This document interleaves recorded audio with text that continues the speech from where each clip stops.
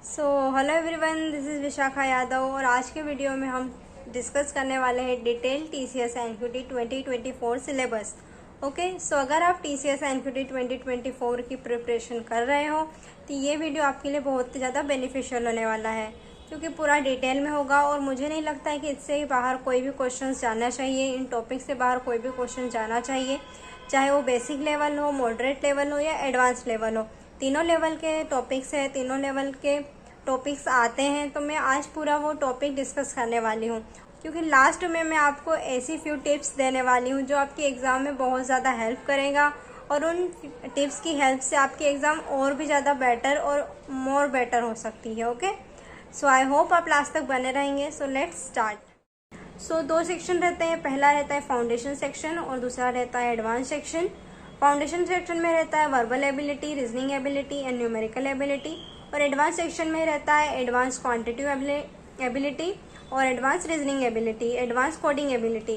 हम डिस्कस कर लेते हैं TCS NQT 2024 exam pattern, time and question. इसमें दो पार्ट रहता है जैसे मैंने आपको बताया। तो पार्ट ए में रहेगा फाउंडेशन सेक्शन, जो कि मैंडेटरी है निंजा प्रोफाइल के लिए, जिसके लिए आपको टोटल टाइम मिलेगा 75 मिनट। सेक्शंस रहेंगे न्यूमेरिकल एबिलिटी, टाइम रहेगा 25 minute for 20 questions, reasoning ability 25 minute for 20 question and verbal ability 25 minute for 25 questions. So first section में यही रहेगा। अगर आप निंजा के लिए प्रेफर कर रहे हो खुद को तो आपको फर्स्ट सेक्शन करना मैंडेटरी है। दोनों सेक्शन सभी के लिए अवेलेबल रहेगा, डिपेंड करता है कैंडिडेट पर कि वो कोडिंग क्वेश्चन अटेंड करता है, एडवांस सेक्शन अटेंड करता है या नहीं। सो एडवांस सेक्शन में टोटल टाइम मिलेगा 115 minute, mandatory for digital and prime profile. Advance quantitative रहेगा, एडवांस रीजनिंग के क्वेश्चन रहेंगे, 25 मिनट मिलेंगे for 15 question and advance coding रहेगी जिसमें 90 मिनट मिलेंगे 3 क्वेश्चन के लिए। अगर आप 2 क्वेश्चन अटेम्प्ट करते हो तो आपको डिजिटल की प्रोफाइल के लिए सिलेक्ट किया जाएगा, और अगर आप 3 क्वेश्चन सॉल्व करते हो तो आपको प्राइम प्रोफाइल के लिए सिलेक्ट किया जाएगा। सो टोटल 18 क्वेश्चन रहेंगे एडवांस सेक्शन में जो आपको सॉल्व करने रहेंगे 115 मिनट में। सो आई होप आपको ये समझ में आया होगा कि टोटल आपके पास 190 मिनट है, 83 क्वेश्चन है, 2 सेक्शन है, दोनों सॉल्व करना है। देन नेक्स्ट है TCS NQT in depth syllabus. सबसे पहले न्यूमेरिकल एबिलिटी का सेक्शन आता है। मेरे एग्जाम में भी सबसे पहले न्यूमेरिकल एबिलिटी का सेक्शन आया था, जिसमें नंबर सिस्टम काफ़ी ज़्यादा इंपॉर्टेंट रहता है। LCM and HCF, divisibility, number and decimal fraction, mensuration से geometry, area, shape and parameter. इसमें जो हमारे फॉर्मूलाज होते हैं उन्हें अच्छे से प्रिपेयर कर लेना, फॉर्मूलाज के बेस पर वैल्यू कैसे पुट करनी है, देन ये इजीली सेक्शन आपका कवर हो जाएगा। अर्थमेटिक एबिलिटी जो है वो सबसे ज़्यादा इम्पोर्टेंट है, इसी से सबसे ज़्यादा क्वेश्चंस आते हैं। परसेंटेज सबसे ज़्यादा इम्पोर्टेंट है, हर टॉपिक में आपको परसेंटेज काम में आएगा, तो सबसे पहले परसेंटेज ही कवर कर लेना। Mixture and alligation, ratio and proportion, work and time, speed, time and distance, profit and loss, average, equation, ages, series and progression. ये काफ़ी इम्पोर्टेंट टॉपिक्स हैं जो आते ही हैं, फ्रिक्वेंटली एग्जाम में पूछे जाते हैं, अच्छे से प्रैक्टिस करना। Then elementary statistics, mean, medium, mode, variance and standard deviation. So elementary statics में mean, medium, mode, variance and standard deviation के क्वेश्चन आते हैं। मेरे एग्जाम में भी इसमें से क्वेश्चन आया था। इन 5 में से कोई 2 पूछ लेंगे, कोई 3 पूछ लेंगे, कभी पूरे 5 पूछ लेंगे या फिर कभी 1 ही पूछेंगे, लेकिन ये इंपॉर्टेंट है, पूछा जाता है तो इसे अच्छे से कवर कर लेना। डाटा इंटरप्रिटेशन, पाई चार्ट होता है, टेबुलर DI रहती है, ग्राफिकल DI रहती है, लेकिन डाटा इंटरप्रिटेशन जो होता है ना हमारे एग्जाम में काफ़ी टाइम टेकिंग हो जाता है। अगर क्वेश्चन हमें काफ़ी लेंथी दे दिया है ना तो उसमें ही सॉल्व करने में ज़्यादा टाइम चले जाता है। तो मैं आपको एक सजेशन दूंगी कि अगर ज़्यादा लेंथी है और टाइम ज़्यादा लग रहा है तो प्लीज़ मत करो। अगर आपको लगता है कि आपसे हो ही जाएगा तो ही करना, वरना उसमें टाइम वेस्ट मत करना, क्योंकि रीजनिंग और इंग्लिश ऐसे 2 सेक्शन रहते हैं जिसमें हम हमारा स्कोर अच्छे से कर सकते हैं। ऐसा ना हो कि मैथ्स करने के चक्कर में पूरा रीजनिंग और इंग्लिश का सेक्शन बिगड़ जाए। आप सेक्शन को स्विच भी कर सकते हैं। अगर आपको लग रहा है कि पहले आपको रीजनिंग करना चाहिए, रीजनिंग आप अच्छे से कर सकते हो, तो सबसे पहले रीजनिंग को ही सॉल्व करना, then English and then maths. But अगर आपको लगता है कि आप मैथ्स को ही सबसे पहले अच्छे से कर सकते हो तो यस आप करना। एंड सिंप्लीफिकेशन एंड अप्रोक्सीमेशन जो रहता है वो कैलकुलेशन पर बेस्ड रहता है,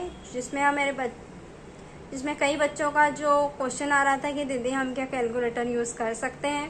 तो मेरे प्यारे बच्चों, आप कैलकुलेटर यूज़ मत करना, टाइम वेस्ट होगा, कोई मतलब नहीं रहता है कैलकुलेटर यूज़ करने से। कब आप न्यू टैब में जाओगे, इधर से उधर बार बार वैल्यू डालोगे, कब आंसर आएगा और आप पुट करोगे, 2-3 मिनट चले जाएंगे, पूरा टाइम वेस्ट हो जाएगा। इससे अच्छा खुद प्रैक्टिस करो।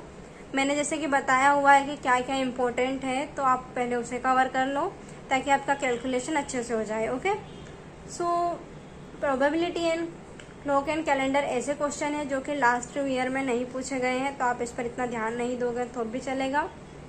लेवल ऑफ डिफिकल्टी जो रहेगा वो रहेगा easy to medium. Okay, then next आता है reasoning ability section. Reasoning ability section में identifying word pattern and letter series काफ़ी इंपॉर्टेंट है। न्यूमेरिक पैटर्न, नंबर सीरीज काफ़ी इंपॉर्टेंट है। प्रॉब्लम सॉल्विंग के क्वेश्चन भी काफ़ी ज़्यादा आते हैं। Sitting arrangement, coding decoding, blood relation और डायरेक्शनल सेंस। सो ये जो क्वेश्चंस है ना, ये काफ़ी इंपॉर्टेंट है और काफ़ी फ्रिक्वेंटली आते हैं और इजी भी है। अगर आप इनकी प्रैक्टिस 2 से 3 बार अच्छे से करोगे तो आपका इजीली क्रैक हो जाएगा।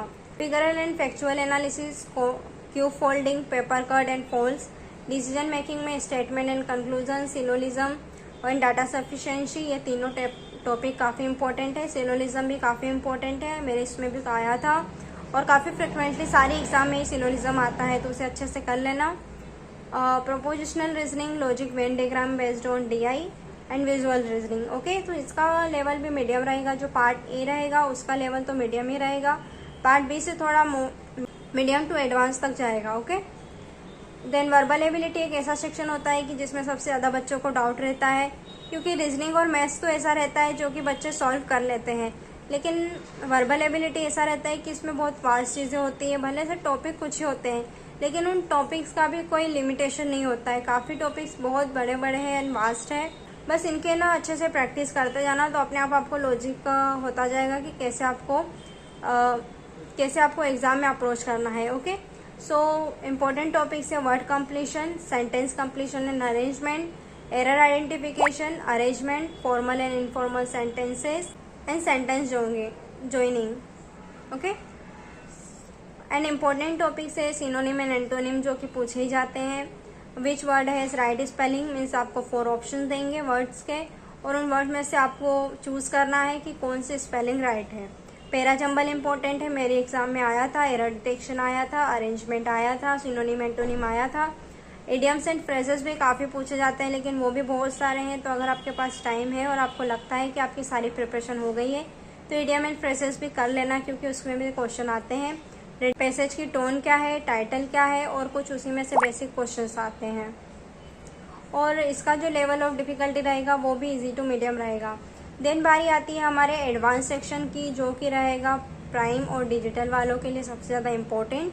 सो उसमें टॉपिक रहते हैं average, profit and loss, HCF LCM, permutation and combination, probability, geometry, mensuration, puzzles, partnership, number system, time and work, speed, time, distance.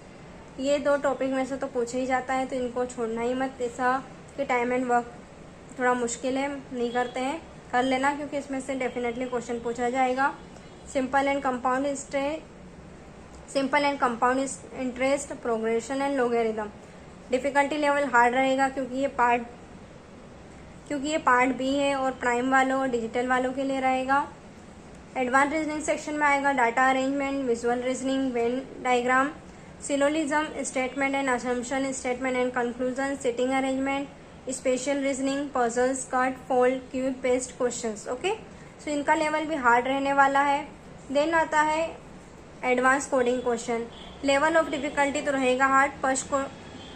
First question जो रहेगा ना, वो थोड़ा इजी रहेगा, वो आप इजीली कर लोगे अगर अच्छे से अपने प्रैक्टिस की है। लेकिन सेकंड और थर्ड क्वेश्चन जो रहेगा वो हार्ड रहेगा। ऐसा क्यों? क्योंकि अगर आप एक क्वेश्चन सॉल्व करते हो तो आपको निंजा के लिए ही प्रोफाइल मिलेगी, लेकिन आप 2 क्वेश्चन कर लेते हो तो आपको डिजिटल की प्रोफाइल मिलेगी, तो लेवल तो अप होगा। और 3 क्वेश्चन अगर कर लेते हो तो आपको प्राइम की प्रोफाइल मिलेगी, तो फिर तो लेवल और भी अप होना है, क्योंकि पैकेजेस में भी तो डिफरेंस है ना। फाउंडेशन और एडवांस सेक्शन दोनों के लिए अवेलेबल रहेंगे, तो आप अपना प्रिपरेशन के हिसाब से एग्ज़ाम दे सकते हो। निंजा वाले, डिजिटल वाले, प्राइम वाले, तीनों उन्हीं तीनों क्वेश्चन की परफॉर्मेंस के बेसिस पर आपको शॉर्टलिस्ट किया जाएगा कि आप किस रोल के लिए सिलेक्टेड होते हो। आई होप आपको अभी तक का सारा सिलेबस समझ में आया होगा। लेकिन अब बात आती है फ्यू टिप्स की जो आपके एग्ज़ाम में बहुत ही ज़्यादा आपकी हेल्प करने वाले हैं। तो फर्स्ट तो बात क्लियर है कि लेवल ऑफ डिफ़िकल्टी हार्ड रहने वाला है, क्योंकि मास्टर्स और बीटेक के स्टूडेंट है तो लेवल ऑफ डिफ़िकल्टी तो हार्ड होगा ही, और पैकेज भी काफ़ी अच्छा है तो ऑब्वियस सी बात है। ओके, लेकिन सेकंड जो है, बच्चों को सबसे ज़्यादा प्रॉब्लम होती है टाइम मैनेजमेंट में। सो टाइम को मैनेज अच्छे से करना, मॉक इंटरव्यू देना, ताकि आपको टाइम का क्लैरिफिकेशन हो कि कितना टाइम किस क्वेश्चंस को लगता है। ओके, और किसी एक क्वेश्चन पे स्टक हो के वहाँ पर टाइम वेस्ट मत करना। अगर कोई भी क्वेश्चन आप ज़्यादा देर तक कर रहे हो और लग रहा है कि नहीं हो रहा है तो प्लीज़ उसे छोड़ देना। ऐसा नहीं कि यार आधा कर लिया तो उसमें टाइम ही वेस्ट होगा। ओके, मैथ्स के क्वेश्चन करने में हमें थोड़ा टाइम लगता है, लेकिन अगर आपको लगता है कि रीजनिंग और इंग्लिश जल्दी से और अच्छे से हो जाएगा तो पहले उसे अटेम्प्ट कर लेना, क्योंकि कई सारे बच्चों को पता नहीं रहता है कि हम सेक्शंस में स्विच कर सकते हैं। ओके, तो ऐसा ना हो कि आप मैथ्स क्वेश्चन करने में रह जाए, रीजनिंग क्वेश्चन करने में रह जाए, और आपका जो इम्पोर्टेंट है जिसमें आप सबसे अच्छा स्कोर कर सकते थे वो क्वेश्चन तो रह ही जाए। ओके, तो आप स्विच कर सकते हैं। नेक्स्ट है कि वहाँ पर जो इंस्ट्रक्शन होते हैं 2 मिनट का टाइम मिलता है आपको, उस इंस्ट्रक्शन को प्लीज़ पढ़ना, जिससे आपको इंटरफेस का आइडिया होगा कौन सी बटन किस लिए काम करेगी, कैसे इंस्ट्रक्शन है, क्या करने से कहाँ हम जा सकते हैं, क्या नहीं करना है वरना हमारा सबमिट हो जाएगा ऑटोमेटिक। तो ये सारी चीज़ें आपको ध्यान रखनी है। और कोडिंग क्वेश्चन का सबसे जो कैंडिडेट कोडिंग के एग्ज़ाम देने वाले हैं उनके लिए सबसे ज़्यादा इम्पोर्टेंट क्वेश्चन ये रहता है कि कोडिंग हमें जो कोडिंग के क्वेश्चन आएंगे वो किस लैंग्वेज में लिखना है। तो ऐसी कोई पर्टिकुलर लैंग्वेज नहीं है जिसमें आपको कोडिंग क्वेश्चंस लिखना होगा। आप किसी भी लैंग्वेज में जो आपको आती है, Java, Python, C plus plus, Perl, जो भी लैंग्वेज आपको आती है उसमें आप अपना कोड लिख सकते हैं। ओके, जो सबसे ज़्यादा क्वेश्चन पूछे जाते हैं वो होते हैं अरे के, स्ट्रिंग के, मैट्रिक्स के, तो ये क्वेश्चन सबसे ज़्यादा पूछे जाते हैं। तो यही कुछ फ्यू टिप्स थी जो आपको ध्यान रखना है अपनी एग्ज़ाम के टाइम पे। आई होप आपकी प्रिपरेशन अच्छे से चल रही होगी, और मैंने जैसे डिटेल सिलेबस बता ही दिया है तो आपको और भी क्लैरिफिकेशन हो गया है कि हाँ कौन कौन से टॉपिक करने हैं और कौन कौन से टॉपिक अच्छे से करना है और कौन कौन से टॉपिक अच्छे से नहीं करना है। ओके, मोस्ट इम्पॉर्टेंट टॉपिक का भी मैंने एक वीडियो बनाया है, चाहे तो आप उसका भी रेफरेंस ले सकते हैं, उन टॉपिक्स को भी पहले कवर कर सकते हैं। All the best to all, thank you so much, bye bye.